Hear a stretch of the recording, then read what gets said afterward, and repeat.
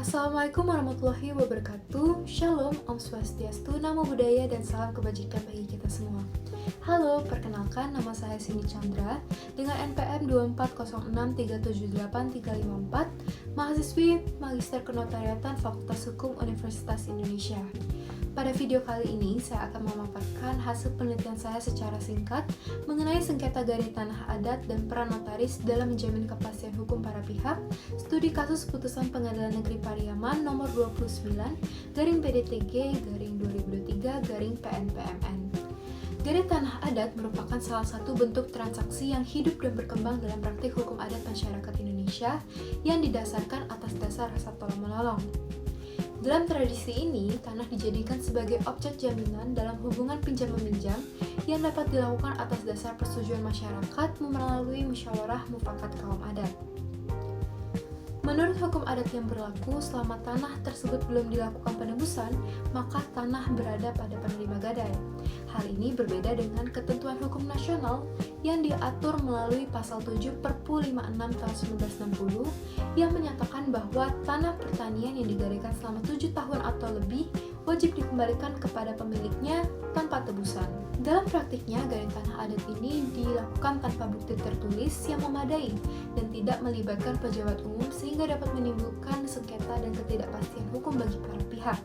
Pada kondisi inilah, notaris berada dalam posisi yang strategis untuk memberikan kepastian hukum, khususnya melalui pembuatan akta otentik sebagai salah satu wewenang yang diberikan oleh negara.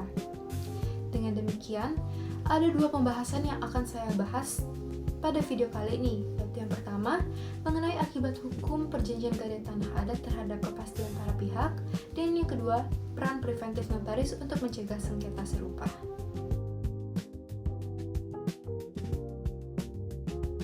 Dalam putusan Pengadilan Negeri Pariaman nomor 29, gadai tanah adat ini telah berlangsung selama kurang lebih 103 tahun, di mana pihak tergugat mendirikan bangunan di atas tanah tersebut tanpa izin dari pihak penggugat, dan seiring berjalannya waktu mengklaim bahwa tanah tersebut milik pihak tergugat.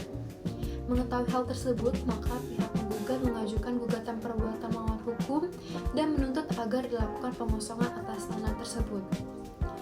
Pada putusannya, hakim ini menyatakan bahwa pihak tergugat melakukan perbuatan melawan hukum, namun menolak gugatan untuk dilakukan pengosongan tanah karena belum dilakukan penebusan oleh pihak penggugat.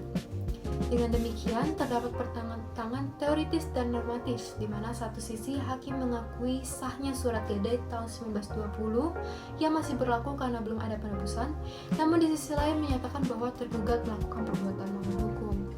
Hakim pun tidak mempertimbangkan sama sekali ketentuan hukum nasional yang diatur melalui Perpu 56 tahun 1960. Dengan demikian, putusan ini sejatinya belum memberikan kepastian hukum terhadap para pihak.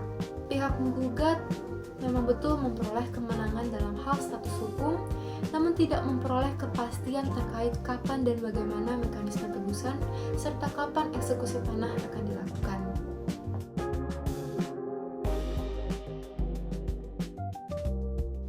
Hasil penelitian menunjukkan bahwa ketiadaan peran notaris dalam pembuatan perjanjian gadai tanah adat dapat menimbulkan sengketa yang mengakibatkan para pihak tidak mendapatkan kepastian hukum.